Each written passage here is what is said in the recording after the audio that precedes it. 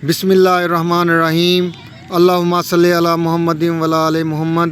हज़रत मोहम्मद मुस्तफ़ा सल्लल्लाहु अलैहि वसल्लम और आपकी आल पाक पे लाखों करोड़ों दरूद सलाम हो। आज जी मैं मोहसिन अली आपको सहाबी रसूल हज़रत सुलेमान फ़ारसी रज़ी अल्लाह ताला अन्हु के मतलब बताऊंगा। अगर मेरी आज की वीडियो आपको पसंद आती है तो मेरा चैनल सब्सक्राइब करें और साथ ही बेल आइकन प्रेस करें ताकि मेरी आने वाली वीडियो बआसानी आप तक पहुंच सके। चलते हैं जी और आपको सहाबी रसूल हज़रत सुलेमान फ़ारसी रज़ी अल्लाह ताला अन्हु के मतलब बताते हैं। सुलेमान फ़ारसी रसूलुल्लाह सल्लल्लाहु अलैहि वसल्लम के साहब में से थे। इब्तदाई तौर पर इनका तल्लक ज़रतशी मज़हब से था, मगर हक़ की तलाश में इनको इस्लाम के दामन तक ले आई। आप कई ज़बानें जानते थे और मुख्तलिफ़ मज़ाहिब का इल्म रखते थे।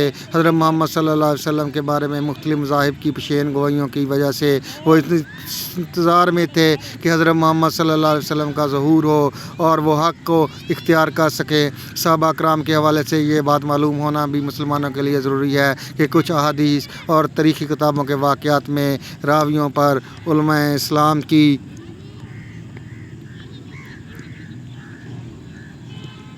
हालात मालूम नहीं हैं। मुसलमान उम्मत सहाबा कराम रज़वानुल्लाहि अजमाइन अहले बात तहार के बारे में सही अकायद कुरान और सुन्नत और मुस्नद सही अहादीस नबवी से लेते हैं।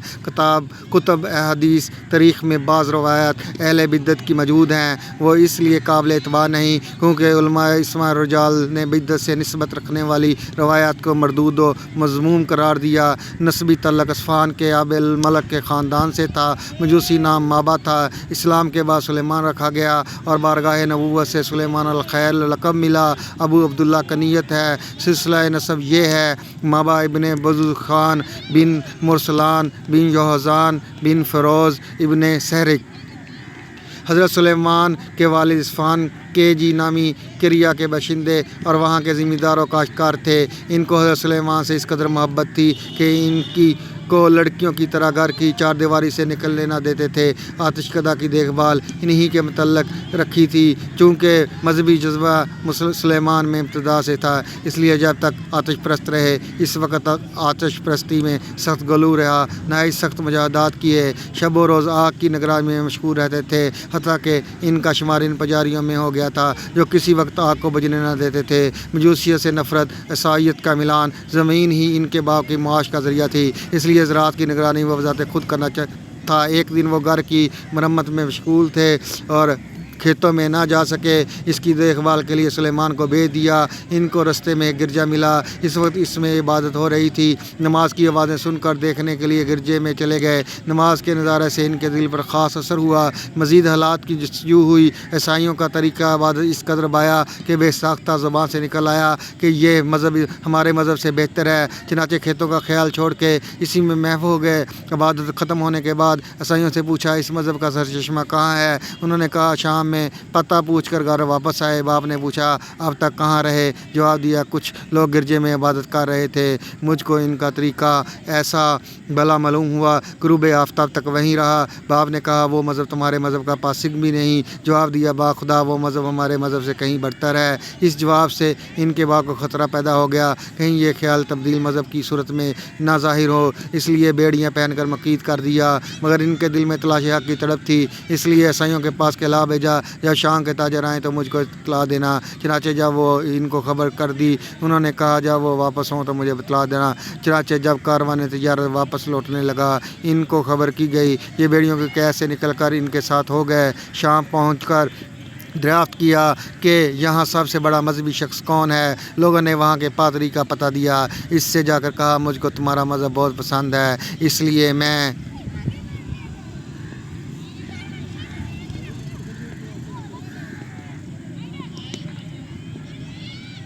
चाहता हूँ कि तुम्हारे पास रहकर मजहबी तलीम हासिल करूँ। वो मुझको इस मज़हब में दाखिल करो। चनाचे वो मजूसियत की आतिशकदे से निकल कर आसमानी बाप की बादशाह की पनाह में आ गए। मगर ये पादरी बहुत बदकिरदार बद इखलाक था। लोगों को सदका करने की तलकीन करता। जब इसके कब्ज़े में आ जाता तो फ़ुकरा मसाकीन को देने की बजाय खुद ले लेता। हत्ता के सोने और चांदी के 7 मटके इसके पास जमा हो गए। हज़रत सुलेमान रज़ी अल्लाह ताला अन्हु इसके हिरस और लालच को देख कर पेचोताब खाते تھے مگر زبان سے کچھ نہ کہہ سکتے تھے۔ اتفاق سے وہ مر گیا۔ عیسائی شان و شوکت سے اس کی تجدید و تکفین کرنے کو جمع ہو گئے۔ اس وقت انہوں نے سارا اعمال نامہ ان لوگوں کے سامنے کھول کر رکھ دیا۔ انہوں نے ان کو لے جا کر اس کے اندو خاطہ کے پاس کھڑا کر دیا۔ تلاشی لی گئی تو واقعی 7 مٹکے سونے چاندی سے بھرے ہوئے برآمد ہوئے۔ عیسائیوں نے اس کی سزا میں دفن کرنے کے بجائے اس کی ناش کو صلیب پر لٹکا کر سنسار کیا۔ اس کی جگہ دوسری پادری مقرر ہوا۔ یہ بڑا عابد زاہد اور تارک دنیا تھا۔ شب و روز عبادت میں لاہی میں مشغول رہتا۔ سلیمان اس سے بہت مانوس ہو گئے اور دلی محبت کرنے لگے۔ آخر تک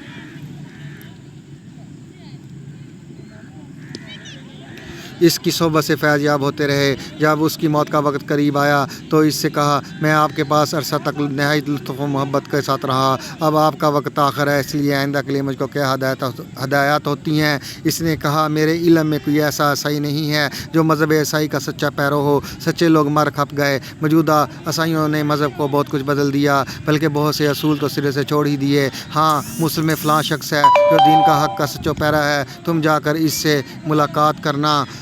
اس پادری کی موت کے بعد حق کی شو میں وہ موصل پہنچے اور تلاش کر کے اس سے ملے۔ اپنا واقعہ بیان کیا، فلاں پادری نے مجھ کو ہدایت کی تھی، کیا آپ جہاں ابھی تک حق کا سرچشمہ ابلتا ہے اور میں آپ سے مل کر اپنی تشنیع اور فرد کرنا چاہتا ہوں۔ اس نے ان کو ٹھہرا لیا۔ پہلے پادری کی رائے کے مطابق یہ پادری در حقیقت بڑا متقی اور پرہیزگار تھا، اس لیے انہوں نے اس کے پاس مستقل قیام کر لیا، مگر تھوڑے دنوں کے بعد اس کا وقت بھی آ گیا۔ آئندہ کے متعلق حضرت سلیمان رضی اللہ تعالیٰ عنہ نے اس سے وصیت کی خواہش کی۔ اس نے نصیبین میں ایک شخص کا پتہ دیا۔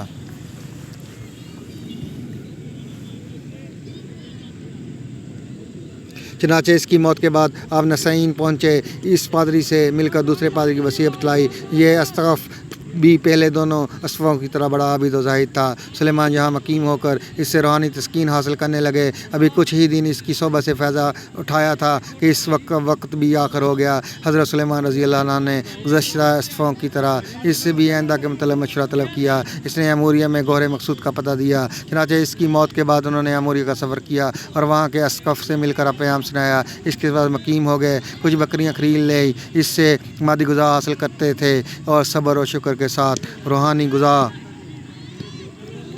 اسقف سے حاصل کرنے لگے۔ جب اس کا پیمانہ حیات بالبریز ہو گیا تو حضرت سلیمان رضی اللہ عنہ نے اپنی سرگوشت سنائی کہ اتنے مراتب طے کرتا ہوا آپ کے پاس پہنچا تھا، آپ بھی آخرت کا سفر کرنے کو آمادہ ہیں، اس لیے میرا کوئی سامان کرتے جائیے۔ اس نے کہا، بیٹا میں تمہارے لیے کیا سامان کروں؟ آج دنیا میں کوئی شخص ایسا باقی نہیں ہے جس سے ملنے کا میں تمہیں مشورہ دوں، البتہ اب اس نبی کے ظہور کا زمانہ قریب ہے جو ریگستان عرب سے اٹھ کر دین ابراہیم علیہ السلام کو زندہ کرے گا اور کھجوروں والی زمین کی طرف ہجرت کرے گا۔ اس کی علامات یہ ہیں، وہ ہدیہ قبول کرے گا لیکن صدقے کو اپنے لیے حرام سمجھے گا، اس کے دونوں شانوں کے درمیان مہر نبوت ہوگی، اگر تم اس سے مل سکو تو ضرور ملنا۔ اس پادری کے مرنے کے بعد کچھ ایسے تک اموریہ میں رہے اور کچھ دنوں بعد بنو کلاب کے تاجر ادھر سے گزرے۔ آپ نے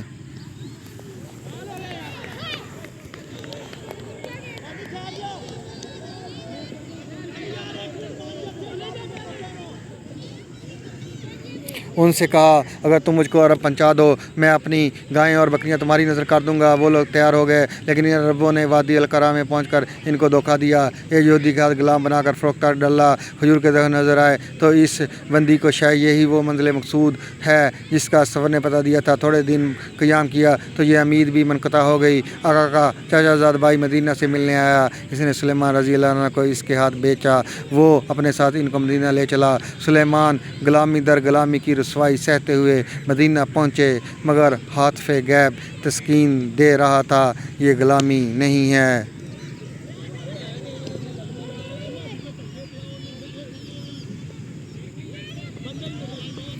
در حقیقت اس غلامی پر جو مقصود عالم کے آستانے تک پہنچانے کا ذریعہ بن جائے، ہزاروں آزادیاں قربان ہیں۔ جو جو محبوب کی منزل قریب آتی جاتی تھی، کشش بڑھتی جاتی تھی، آثار و علامات بتاتے تھے شہر مقصود کی جلوہ گاہ یہی ہے۔ اب ان کو پورا یقین ہو گیا۔ دیدار جمال کی آرزو میں جہاں دن کاٹنے لگے، اس وقت آفتاب رسالت مکہ پر تو فغان ہو چکا تھا، لیکن جو ستم کے بادلوں میں چھپا تھا۔ سلیمان رضی اللہ عنہ کو آقا مالک کی خدمت سے اتنا وقت نہ ملتا کہ وہ خود اس کو پتہ لگاتے۔ آخر इंतज़ार करते करते वो रोज़ मसूद भी आ गया कि मक्का का आफ्ताब आलम ताब मदीना के उफ़ पर तुलू हुआ।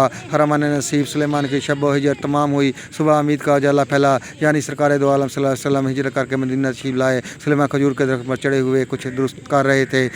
आका मालिक के नीचे बैठा था। इसके भाई चचा ज़ाद भाई ने आकर कहा, खुदा बनी कैला को गर्द करे, इसके सब के सब काबा में एक शख्स के पास जमा है जो मक्का से आया है। ये लोग इसको नबी समझते हैं। सुलेमान के कानों तक इस खबर का पहुंचना था कि यह राय ज़बत बाकी न रहा। सब्र व शकीब का दामन छूट गया। बदन में सनसनाहट पैदा हो गई और करीब था कि खजूर के दरख्त से फर्श ज़मीन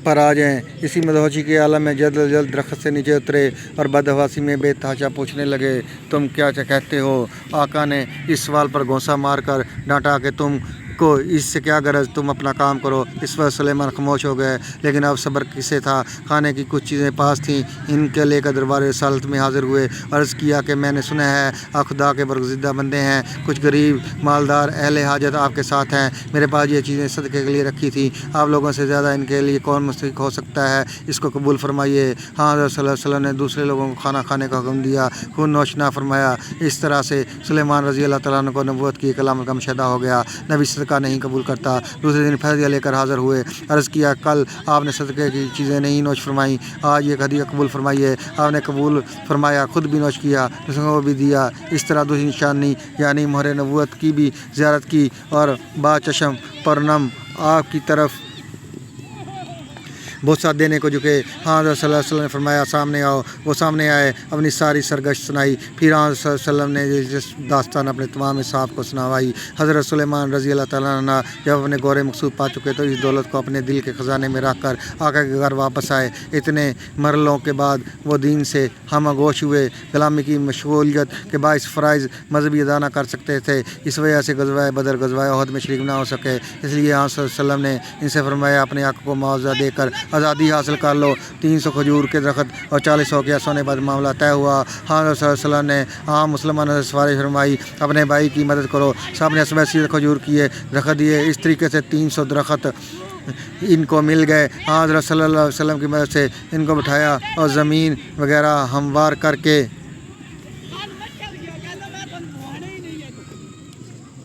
शर्त पूरी कर दी। अब सोने की अदायगी बाकी रहेगी। इसका सामान भी खुदा ने कर दिया। वसल्लम को किसी गज़वे में मुर्गी के बेज़े के बराबर सोना मिल गया। आपने सुलेमान को दे दिया। ये वज़न भी ठीक 40 औकिया था। इससे गलो खासी हासिल की। हाँ, हज़रत सल्लल्लाहु अलैहि वसल्लम की खिदमत में रहने लगे। इनके बारे में हज़रत सल्लल्लाहु अलैहि वसल्लम का इरशाद है, अगर ईमान सरिया के पास भी होगा तो इसकी कौम के लोग इसको ज़रूर तलाश कर लेंगे। गज़वा खंदक के मौका पर, खंदक की खुदाई के मौका पर सुलेमान सबसे ज़्यादा सरगर्म थे। इस पर मुहाजिरीन ने कहा कि सुलेमान हमारा है। अंसार ने यह सुना कि सुलेमान हमारा है। रसूलुल्लाह सल्लल्लाहु अलैहि वसल्लम पुल मुआख़ज़ा के मानी भाईचारा के हैं। करदार बदर उहद की लड़ाइयाँ इनकी ग़ुलामी के ज़माने में ख़त्म हो चुकी थी। आज़ादी के बाद पहला गज़वा खंदक पेश आया। इसमें उन्होंने अपने हुस्न तदबीर से दोनों लड़ाइयों की तलाफ़ी कर दी। गज़वा खंदक में तमाम अरब का टेढ़ी दिल मुसलमानों के ख़िलाफ़ उमंड आया। इनका कामिल इस्तिसाल कर दे। हमला खुद मदीना पर था, जिसके चारों तरफ ना किला था ना फसील थी। मुकाबला भी सख्त था। एक तरफ कफ़ार की तादाद रेगिस्तान अरब के ज़रों के बराबर थी, दूसरी तरफ मुट्ठी भर मुसलमान थे। हाँ, रसूलुल्लाह सल्लल्लाहु अलैहि वसल्लम ने आम मुसलमानों से मशवरा किया। सुलेमान फ़ारसी रज़ी अल्लाह तआला ईरान के सफ़र आइयाँ देखे हुए थे, इसलिए जंगी असूलों से अच्छी तरह वाकिफ़ थे। चनाचे उन्होंने मशवरा दिया, इस अमवा का खुले मैदान मुकाबला करना अच्छा नहीं, बल्कि मदीने के चारों तरफ खंदकें खोद कर शहर को महफूज कर देना चाहिए। ये तदबीर मुसलमानों को बहुत पसंद आई। इसी पर अमल किया गया। खंदक की खुदाई में हज़रत सल्लल्लाहु अलैहि वसल्लम भी नफ्स नफ़ी शरीक हुए थे। मिट्टी ढोते ढोते शिकम मुबारक मट्टी से हट गया था।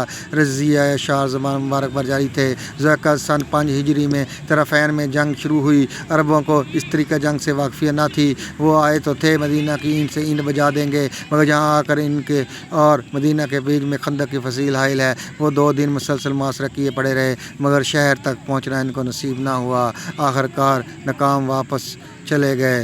غزوہ خندق کے علاوہ حضرت سلیمان فارسی رضی اللہ عنہ تمام لڑائیوں میں مسلمانوں کے دوش بہ دوش شریک رہے۔ غزوہ خندق کے بعد سے کوئی غزوہ ایسا نہیں ہے جس میں شریک ہو کر داد شجاعت نہ دی ہو۔ ہاں، حضرت صلی اللہ علیہ وسلم کے وفات کے بعد آپ عرصہ تک مدینہ میں رہے۔ صدیقی کے آخر یا عہد فاروقی کے ابتدا میں انہوں نے عراق کی اور ان کے اسلامی بھائی ابو درداء رضی اللہ تعالیٰ عنہ سے شام کی سمت کر لی۔ یہاں کی اقامت کے بعد ابو درداء رضی اللہ تعالیٰ عنہ کو خدا نے مال اور اولاد کے صحت سے بہت نوازا۔ انہوں نے سلمان فارسی کو خط لکھا، تم سے جدا ہونے کے بعد خدا نے مجھ کو مال و دولت سے سرفراز کیا، عرض مقدس کی سکونت کا شرف بخشا۔ انہوں نے جواب دیا، یاد رکھو مال و دولت اور اولاد کی کثرت میں کوئی خیر نہیں، بلکہ خیر اس میں ہے کہ تم علم زیادہ ہو اور تمہارا علم تم کو نفع پہنچائے۔ محض ارض و سما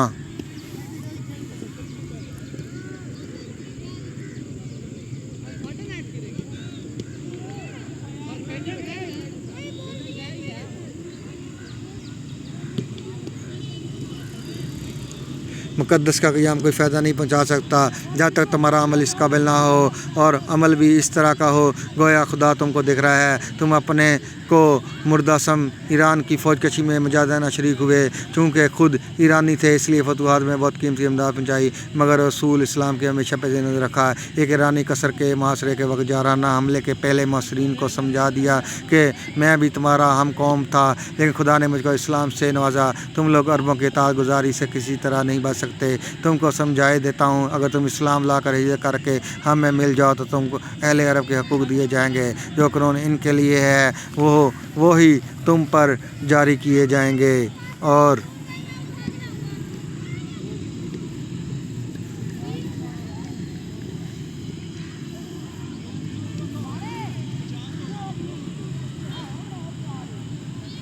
اگر اسلام نہیں قبول کرتے، صرف جزیہ منظور کرتے ہو، زمینوں کے حقوق تم کو ملیں گے، ان کا قانون تم پر نافذ کیا جائے گا۔ 3 دن تک برابر تبلیغ کا فرض ادا کرتے رہے۔ جب کوئی اثر نہ ہوا تو حملہ کا حکم دے دیا، اور مسلمانوں نے قصر مد کو بزور شمشیر فتح کر لیا۔ فتح جلولہ میں بھی شریک تھے۔ وہاں مشرق کی ایک تھیلی ان کے ہاتھ آئی جس کو اپنی زندگی کے آخری لمحات میں کام میں لائے۔ عمر رضی اللہ تعالیٰ عنہ کے عہد خلافت میں مدائن کی گورنی پر سرفراز ہوئے، چونکہ سلیمان فارسی مقربین بارگاہ نبوی میں سے تھے، اس لیے عمر ان کا بہت احترام کرتے تھے۔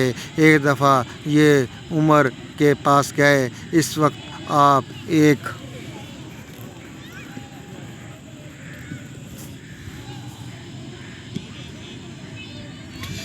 حضرت عثمان رضی اللہ عنہ کے عہد خلافت میں بیمار پڑے۔ سعد بن ابی وقاص رضی اللہ عنہ حضرت کو گئے تو رونے لگے۔ سعد رضی اللہ عنہ نے کہا، ابو عبداللہ رونے کا کوئی کون سا مقام ہے؟ حضرت صلی اللہ علیہ وسلم تم سے خوش دنیا سے اٹھے، تم ان سے حوض کوثر پر ملو گے، بچھڑے ہوئے ساتھیوں سے ملاقات ہوگی۔ کہا، خدا کی قسم میں موت سے نہیں گھبراتا، یہ دنیا کی حرص باقی ہے۔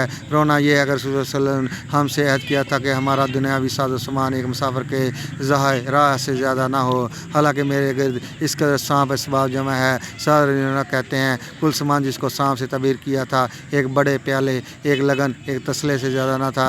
اس کے بعد سعد رضی اللہ عنہ نے خواہش کی، مجھ کو کچھ نصیحت کیجیے۔ فرمایا، کسی کام کا قصد کرتے وقت، فیصلہ کرتے وقت اور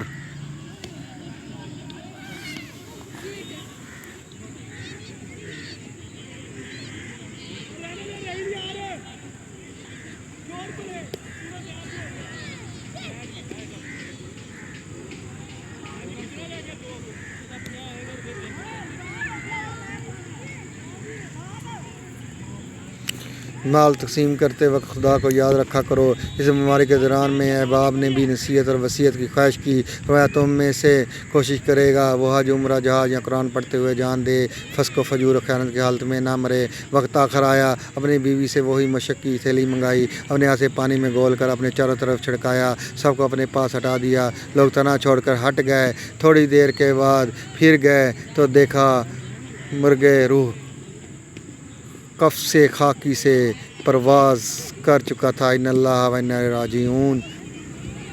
حضرت علی رضی اللہ تعالیٰ عنہ سلیمان فارسی رضی اللہ تعالیٰ عنہ 656 عیسوی میں مدائن کا گورنر مقرر کیا، مگر وہاں جانے کے چند ہفتے بعد ان کا انتقال ہو گیا۔ آپ کی تاریخ وفات 10 رجب المرجب 33 ہجری ہے۔ ان کا روزہ مدائن ہی میں